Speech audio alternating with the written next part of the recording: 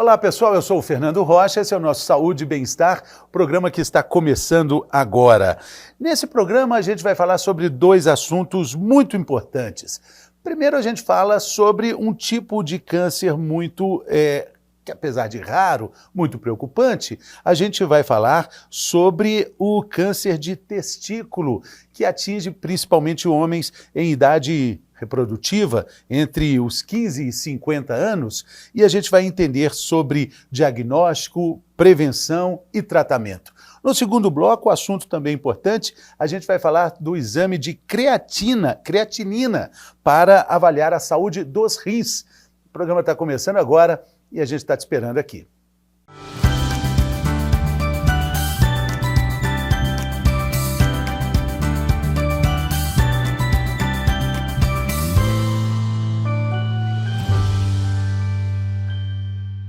Muito bem. Olha que dado interessante, segundo o Instituto Nacional do Câncer, o câncer de testículo atinge homens em idade produtiva e na faixa, como a gente disse, entre os 15 e os 50 anos. A gente vai conversar agora com a doutora Nara Andrade, que é oncologista e especialista no assunto, e a gente vai saber mais sobre essa questão. Bem-vinda, doutora, tudo bem? Tudo bem, boa tarde aos ouvintes. A gente está aqui para esclarecer as dúvidas. Isso, tá bom? Boa tarde, bom dia, boa noite, porque passa de manhã, pode passar à noite e pode passar de tarde também. Então, boa tarde, bom dia e boa noite. Isso, muito bem. Bom, vamos falar desse tipo de câncer. A gente estava conversando aqui antes, falando que existe um preconceito, né, de falar sobre o câncer de testículo, mas é um preconceito que não procede, porque a gente fala sobre câncer de mama, fala sobre câncer de ovário, precisamos falar também de uma forma muito clara sobre o câncer de testículo também, né, doutora? Com certeza. O câncer de testículo, ele atinge uma faixa etária de homens no auge da fertilidade e no auge da fase produtiva do homem. Então, temos que falar de câncer de testículo porque a gente tem que ter mais cura. E quando a gente tem mais cura, a gente tem mais filhos vindo aí, mais homens trabalhando. Sim, eu até assustei, falei, homens de idade produtiva dos 15 aos 50, dos 15 o homem já pode ser produtivo, reprodutivo? Já reprodutivo e produtivo. Produtivo que produz trabalho, Sim. ele produz alguma coisa. E reprodutivo, a partir dos 12, 13 anos, o homem já pode sim ser reprodutivo. Sim, e é interessante também que ao contrário da mulher que tem a menopausa, o homem, ele pode ser pai durante o tempo da vida toda, né? O homem também tem, semelhante à menopausa, que é chamado andropausa. Mas a andropausa do homem ocorre em uma fase tardia, diferente da mulher, que ocorre mais numa fase mais precoce. Tá. Bem tardia, né? Bem tardia. Às vezes depois, até na hora que morre. Isso aí é muito interessante a gente falar. Depois a gente vai fazer um programa falando sobre essa idade reprodutiva do homem, né? Tardia, né? Isso é muito interessante. Mas vamos lá, câncer de testículo. Como é que ele aparece? Como é que ele é diagnosticado? Quais são os pontos de atenção, doutora? O câncer de testículo, na maioria das vezes, ele é diagnosticado na hora do autoexame, igual mama. O homem ele tem 2 testículos. É mais comum câncer de testículo naquele homem que o testículo não desce, ele fica com um só e o outro testículo fica no abdômen. Isso aí acontece com as crianças, né? Com crianças bem novinhas, eles precisam fazer uma cirurgia, né? Isso, mas mesmo quando faz a cirurgia, continua tendo o fator de risco para desenvolver o câncer de testículo, mesmo quando desce, porque embriologicamente, quer dizer, quando é formado o ser humano, o testículo ele está no abdômen e depois, à medida que vai crescendo, vai amadurecendo, ele vai descendo para o lugar dele. Então, às vezes, ele não desce e aí precisa da cirurgia para descer. Não é tão comum, mas 50% das pessoas, dos homens, que não desce o testículo, ele tem risco de ter o câncer.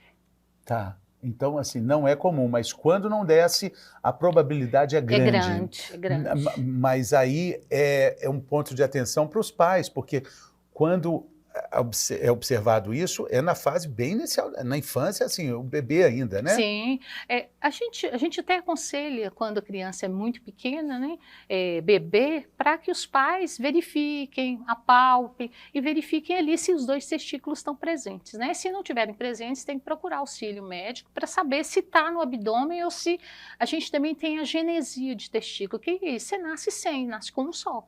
Então pode acontecer também.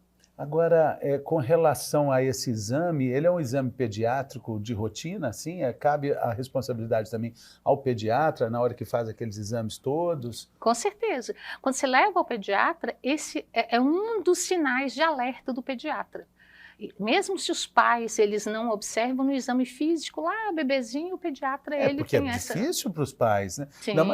Pai de primeira viagem, como é que vai observar isso, né? Com certeza, mas aí o pai, ele já sabe que ele tem os dois testículos, né? Então o pai também deve ir lá e ver se está tudo ok no filho. Tá. E isso faz parte de uma checagem minuciosa ali, igual a gente tem o teste do pezinho, né? Faz, é a mesma coisa, faz parte do que a gente chama de exame físico. Então, do mesmo jeito que eu vou examinar a boca do bebê, eu examino, quanto pediatra, o testículo para ver se está tudo ali ok. O bebê ganha uma nota quando nasce, né? Ganha. Chama APGAR, né? A nota que a gente dá para o bebê. É de quanto? É de 0 a 10. De 0 a 10. E aí, o 10 inclui a conferência ali dos testículos. O 10 inclui que está tudo ok. Mas pode acontecer de não ser percebido isso? Pode, porque às vezes ao nascimento, você também, o bebê, dependendo das condições que nascem, o testículo vai estar aumentado ou não. Então, espera-se um pouco mais de tempo, até o bebê desinchar, se ele nasce mais inchado, para depois verificar. Então, ver se aí tá já tudo não ok. está mais no hospital, já está em casa. Então, olha que interessante o programa de hoje. Estamos falando sobre câncer de testículo, que atinge homens em idade produtiva e reprodutiva, ou seja, dos 15 aos 50. Mas eu tenho 55, será que eu não estou na fase produtiva mais então, doutora? Você está na fase produtiva. A fase produtiva do homem, como a gente falou, reprodutiva é longa e a produtiva também. E é interessante porque a gente está percebendo que o câncer de testículo na fase adulta, ela tem relação com com o testículo que não é formado ali na hora do nascimento do bebê. Isso. Então, é uma informação que o adulto precisa até pegar ali com os pais, né? O jovem, né? Sim. Esse testículo que não formou, ao longo dos anos, o homem até percebe, mas às vezes esse mesmo tabu de falar... Será que percebe? Percebe, né? Esse mesmo tabu de falar de testículo é o tabu de procurar o médico para saber a respeito do testículo, né? Então tem muitos... O homem também, ele tem essa fase dele de não procura de médico. Na realidade, a mulher procura mais o médico do que o homem. Então, por não procurar o médico, às vezes não faz esse diagnóstico precoce também. Tem pouca afinidade ali com o ato médico, né? Sim. Os homens, é difícil até para um jovem descobrir assim, o que é a fimose que ele tem, né? Sim, às vezes descobre a fimose numa fase já de adulto, enquanto deveria ter sido operado, não ter dor, não ter vários dos sintomas, e porque não procura, porque tem receio, porque é o médico. Tudo está aí, né? Depois, se for puxar esse fio aí, você vai encontrar ali a base do preconceito, a base assim, de tantos recalques de comportamento, tudo ali nessa ponta do fio da meada, lá atrás, quando a gente não fala sobre assuntos tão importantes, né? Com certeza. Até ao criar o homem, quando cria o filho, ele já cria o filho com aquele receio, assim, em relação à procura. Você não precisa de médico, você agora não, você está saudável, você né? É macho. Você é macho, isso mesmo. Né? Você é macho. É isso mesmo. Quanta ignorância nessa certeza de não ter que procurar um médico, não ter que procurar auxílio, não conhecer o próprio corpo, né? E ser macho é sinônimo de saudável, e na realidade não é, né? Não precisa, não é exatamente, né? Mas e aí, na fase adulta, só fazendo de novo a comparação, a gente viu que quando um dos testículos não aparece, a chance da incidência do câncer de testículo aumenta, mas o câncer de testículo pode acontecer Sem nenhum problema anterior. Também. Tem fatores de risco, você vê que é interessante. O câncer de testículo, ele está relacionado, foi o primeiro câncer que descobriu que tinha fatores externos relacionados ao desenvolvimento de câncer. Por quê? Porque lá nos idos de 1960, por aí, que os homens subiam na chaminé e que tinha fuligem, aquela fuligem de chaminé, descobriu-se que os homens que trabalhavam com isso tinham mais câncer de testículo. Então viu-se que o câncer de testículo também tem uma relação com o fator ambiental. Papai Noel, então, estava perdido. Papai Noel estava perdido.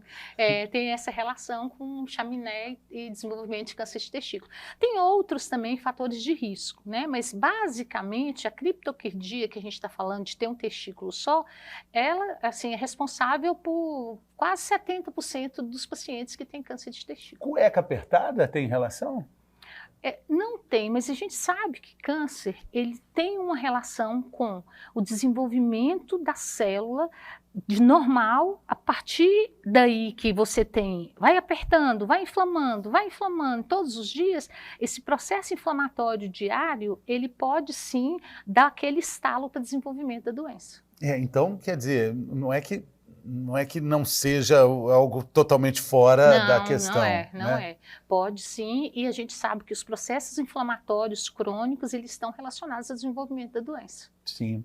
A gente estava falando de campanhas, né, da falta de campanhas, né, e se você olhar, falta mesmo, assim, uma campanha, a gente fala muito de câncer de próstata, fala de vários tipos de cânceres, mas do testículo não fala. E é engraçado porque o testículo, ele é um dos tumores mais curáveis que existem. Mesmo quando o paciente normalmente ele procura já com metástase. Mesmo o testículo, quando desenvolve metástase, tem uma chance de cura de quase 70%, então a chance de cura é alta. Sim, e assim, como todo tipo de câncer que tem boas chances de cura, essa chance de cura tem um limite, né? Depois vira algo cada vez mais difícil. Fora do controle. Câncer de intestino tem essa característica também, né? Assim, a gente tem determinados cânceres que são silenciosos, que você não percebe. Quando você percebe, você já tem lesão à distância, lesão metastática. O câncer de intestino é um desses. O câncer de testículo também, porém, o câncer de testículo você tem uma taxa de cura muito mais alta, né? É muito sensível à quimioterapia e radioterapia, então você tem uma chance de cura maior. Ele está ligado também a questões relacionadas à impotência, à infertilidade? A infertilidade, sim, a impotência não necessariamente, mas a infertilidade é o segundo fator de risco mais comum, é ser infértil. A gente estava comentando aqui de uma novela, né? Eu estava comentando, né, com a doutora, uma novela já há alguns anos, 4 anos para trás, ou 5, o personagem do Lázaro Ramos, que é um cara, um namorador, novela das 8 na TV Globo, e a personagem que estava namorando com ele na época, depois de uma noite romântica, deixa um bilhete. Olha, eu vi algo, ela era médica, eu vi algo estranho ali nos testículos. Vá lá fazer um exame. Interessante falar sobre isso numa novela, né? Sim. E ele estava com câncer de testículo. O personagem estava. E, assim, não precisa ser médico para observar que num testículo é pequeno e no outro é uma massa. Né? Às vezes, a própria pessoa... Esse é o sinal. Esse é o sinal. Você tem um aumento do volume do testículo. Então, esse aumento do volume ele é perceptível. Mas, às vezes, eu lembro de uma história de um paciente meu, que ele era a esposa médica e o sogro médico. E ele achou que o aumento do volume do testículo queria dizer que ele era mais macho. Então ele falou, não, então eu estou bem na fita, meu testículo está aumentando e está tudo bem. Mas o testículo aumenta com o tempo? Não, ele aumenta depois que está formado, 15, 18 anos, que passa essa fase de adolescência, não. Então, às vezes, eles relacionam o aumento do testículo está mais potente, está produzindo mais espermatozoide, e na realidade não é, é o contrário, né? Sim, sim. Então, assim, não vai aparecer como no câncer de mama, um caroço proeminente, não é exatamente isso. Não, ele aumenta de forma global, né? Você pega no testículo, porque é uma bolinha, e você pega e aquela bolinha transformou em uma bola maior. E aí, o que ele pensou? Uma bola maior, eu estou produzindo mais espermatozoides. E na realidade não era. E era um médico? O sogro e a esposa eram médicos. E mesmo assim, ele não falou sobre isso? Não falou, né? E as pessoas achavam que estava tudo normal. E ele achando que ele estava mais potente. Como é que terminou tudo isso? Ele operou e fez quimioterapia e hoje está bem. Aí tem que tirar um testículo? Tem. O tratamento primário é cirúrgico. Tratamento de tumor de testículo, seja metastático, seja tumor só localizado, tem que operar. A gente não costuma fazer... Lógico que tem anestesia, né? Imagina. A gente não costuma fazer biópsia igual nos outros tumores, né? Você retira já o testículo. Então, quando se retira o testículo... Nem faz biópsia? Não, se retira Identificou ali, olhou... tem algum exame depois da percepção física ali? Normalmente faz o ultrassom, né, ultrassom de testículo, e esse ultrassom, a chance, quando aumenta de ser maligno, é infinitamente superior de que ser benigno, por isso que se opera. Ah, sim. Ao contrário de outros tipos. Ao contrário de outros. Por exemplo, os pólipos dentro no exame da colonoscopia, a maior parte são benignos. Mas o testículo é o contrário. É o contrário. A maior chance é ser maligno. Sim. E aí estamos falando do risco de metástase, né? Porque está perto de uma região muito irrigada, né? E é um tumor, quando a gente tem dois tipos de tumores de testículo, basicamente. E um dos tipos, ele é mais agressivo, então ele se estende para fora do testículo de forma mais rápida. Por isso que, quando o paciente procura, normalmente ele apresenta metástase. E aí, essas metástases, como eu falei anteriormente, elas são potencialmente curáveis. Hoje, testículo, você faz quimioterapia e opera, às vezes, o pulmão, quando você tem metástases no pulmão, e o paciente fica curado. E com relação ao câncer na região, no sistema reprodutor masculino, a gente pode ver alguma relação do câncer de pênis e de testículo, ou eles são completamente independentes? São completamente independentes. O câncer de pênis, ele tem uma relação com HPV, que é o mesmo HPV que faz a vacina do HPV, que tem o câncer de colo de útero e que tem o câncer de cavidade oral. O câncer de pênis, ele, por ser a pele ali que envolve, essa pele é onde você, através da relação sexual, adquire o HPV e transmite o HPV também. Então, você pode desenvolver o câncer de pênis, mas tem um fator causal específico diferente do de testículo. Ah, então quer dizer, em sexo oral, a boca pode levar o câncer de pênis? E o contrário também, levar para a boca. O contrário também. Assim, mais uma vez, é importante falar da vacina contra o HPV, né? Com certeza. Aqui em Minas Gerais, nós não atingimos os 70% de quem usa vacina. Outro dia a gente falou aqui, as vacinas contra o câncer de HPV perdem a validade. São jogadas fora porque perdem a validade. Uma das vacinas mais caras do mundo e a gente não usa. Pois é, e uma das doenças que tem um desfecho muito ruim e que a gente pode prevenir, né? Sim, sim. Então é extremamente interessante, a pessoa procurar é de graça. Então não tem por que você não procurar, porque você recebe a vacina você vai no posto de saúde, você recebe a vacina de graça e você previne uma doença que é letal. Sim.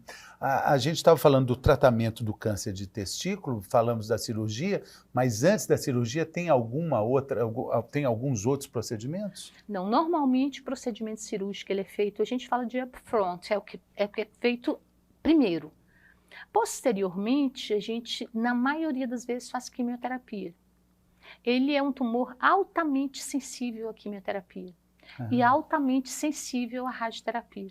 Não se encontrou, apesar das evoluções que a gente tem na oncologia, nós não encontramos até hoje um outro tratamento que fosse tão eficiente quanto a quimioterapia e a radioterapia. Sim. E por que fazer a quimioterapia e a radioterapia depois da cirurgia? Porque, normalmente, só de fazer a cirurgia, você já diminui o tumor. Até as metástases, elas respondem quando você retira o tumor do testículo. Sabe? Você tira o fator ali. As células, elas não começam no testículo, dali elas vão para fora.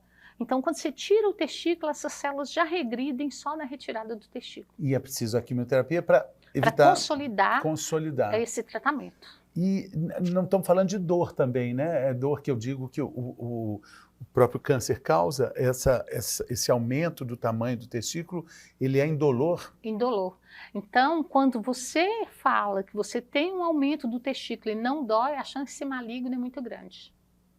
Sim, sim. Porque as outras doenças do testículo que fazem o que a gente chama de diagnóstico diferencial, elas têm um fator de dor importante. Torção do testículo dói muito.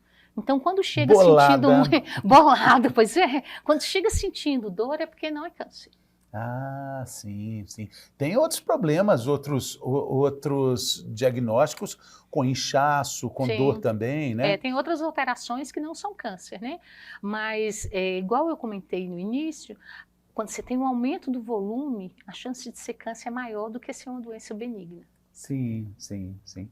Interessantíssimo, hein? Quanta coisa a gente está aprendendo aqui nessa conversa, hein? E estamos aprendendo também do diagnóstico, do autodiagnóstico, né? Pois é, a gente fala muito do autoexame de mama e a gente esquece de falar, né, do autoexame em homens. Com relação ao autoexame de mama, teve uma mudança de caminho aí, de postura, porque parece que o autoexame estava atrapalhando a ida para a mamografia, né? Parece que teve uma mudança de comando nessas informações. Sim, principalmente na época da pandemia, né? Porque as pessoas achavam, as mulheres, que estavam substituindo, não indo ao médico, né?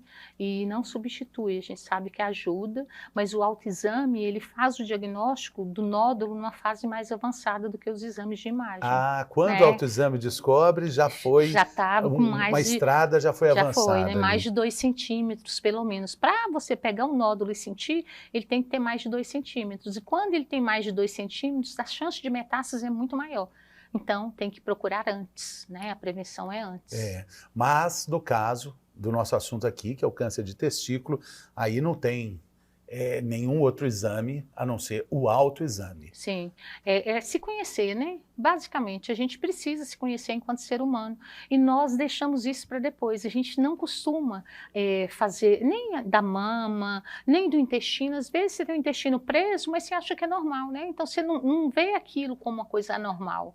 Assim como o testículo, você pega, está aumentado, igual eu comentei, não, isso aqui é porque está produzindo muito. Então você tende a achar que é do lado bom. E não procurar, e isso retardar, sabe? Outro dia a gente ouviu aqui uma analogia que eu achei perfeita, que você deixa o carro estacionado na garagem, quando você tira, se vaza água, vaza óleo, vaza gasolina, você tem algum problema com o meu carro, você vai correr atrás para ver, né? Com certeza. Porque sujou ali o chão da garagem, e a gente produz secreções, a gente produz coisas que são diagnósticos também. Xixi, cocô, suor, cheiro, né? Sim. E hálitos. A gente não costuma ter um certo tabu do que a gente elimina, né? A gente tem um certo tabu de falar de urina, de fezes, porque são coisas que elimina, você acha que é ruim e que você não quer falar sobre aquilo. Então, até o suor pode servir de diagnóstico para algumas coisas, né? Interessantíssimo isso. De quanto em quanto tempo, para a gente fechar nossa conversa aqui, é necessário esse exame? Precisa ser todo dia também, né? Não, pelo menos uma vez a cada 3 meses, a cada 6 meses, pelo menos isso. Ou então, notou que tem alguma coisa diferente? Então, vamos lá para examinar para ver o que está acontecendo. Exatamente. Doutora Nara Andrade, que é oncologista da clínica Cetus Oncologia? Cetus Oncologia. Isso. Muito obrigado pela participação, muito, muito útil a conversa. Tenho certeza que a gente lançou aí a semente desse remédio maravilhoso que é a informação, né? Que literalmente salva vidas, né, doutora? Pois é, eu queria te parabenizar, porque a gente só consegue salvar a vida quando a gente faz isso que você está fazendo. Isso chega aos cantos que a gente não imagina onde chega. E as pessoas, às vezes, elas precisam desse empurrãozinho para elas procurarem um médico ou procurarem auxílio. E isso é muito interessante. A gente falar de saúde não quer dizer que a gente vai falar de doença, a gente vai falar de não estar doente. Exatamente, que é a coisa mais importante que tem de preservar a vida, de entender como essa máquina maravilhosa nossa funciona, né? Com certeza. Valeu, muito obrigado. E olha, daqui a pouco, no próximo bloco, a gente vai falar de mais informação útil sobre saúde. A gente vai falar de um exame muito importante, que é a creatinina. Como é que ela pode ser avaliada? Qual o nível recomendável? Todo exame de sangue tem ela lá, mas a gente vai saber mais sobre a creatinina. Eu estou te esperando daqui a pouco, depois do intervalo.